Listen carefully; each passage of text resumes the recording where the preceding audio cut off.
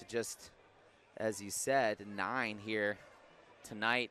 I mean, that's something that Carthage has been able to do all season, really play a clean team defense, and even when they were able to get to the free throw line, as you said, Augustana not able to capitalize. As we are now going to be joined here in just a moment by head coach Steve Djurickovic. So let him get on the headset. Coach, congrats on the win. You guys had the lead basically the entire game. They only led for a little bit. It's when it was 2-0 at the beginning. Otherwise, it was you guys the rest of the way. Thoughts on the performance here today? Proud of how we executed. I mean, the last couple days in practice, we had a tough stretch. We did. We lost 2 close competitive games against good teams on the road, and both games we had the chance to win. We just didn't finish down the stretch, didn't close, didn't make our shots that we needed to. And, there were some frustrations, but our guys, they're relentless. They come back ready to work every single day. And it was such a, after 2 tough games, playing a style like this scares you a little bit, right? And they run around, they're chaotic. We were unselfish. Our goal was 15 assists. You finished with 22 today. Got the ball in our slips, got the ball, played advantage, 3-on-2, 2-on-1, and the guys just shared the ball so nicely today, so it was great to see. Yeah, I mean, you said a 22-11 assist-to-turnover ratio. On the other side, you guys were able to steal the ball from Augustana 10 times, and it just felt like that guy, Griffin Dawn, often getting hands in the passing lane. But was that something that you guys looked towards as a place you could take advantage, is really be aggressive in those passing lanes against the Vikings? They space you out so well, and they have a lot of quick guards that get to the foul line, and it's hard. It really is. They put you in space, but our guys – good anticipation. Griffin Dawn's so good at getting into the lanes that way.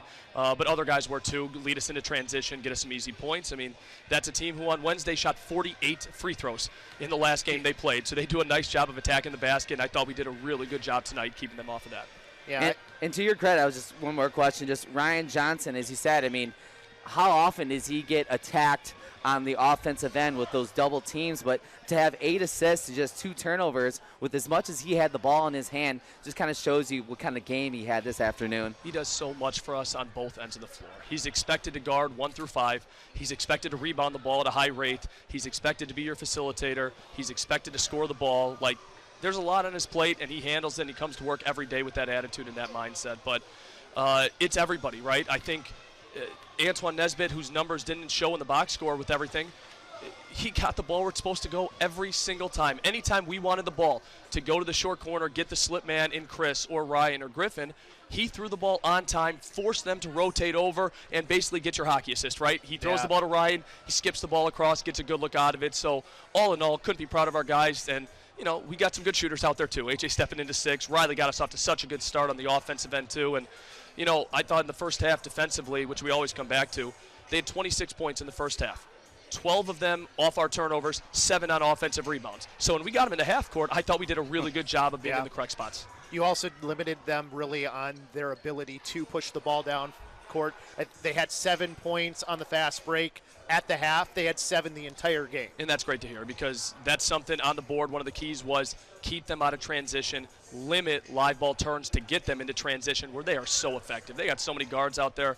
Coach helped us a really good job of spacing you out, looking to attack. So proud of the guys for that. You mentioned one guy, Griffin Dawn, was one of those guys too that limited them on those fast breaks. There was the one, he looked like a cornerback going back for it, sort of like Nishan Wright for the Bears earlier on in the season. But moving forward, obviously happy to get off the 2-game schneid, to get one here, but you got some important games coming forward, Illinois Wesleyan being the next one.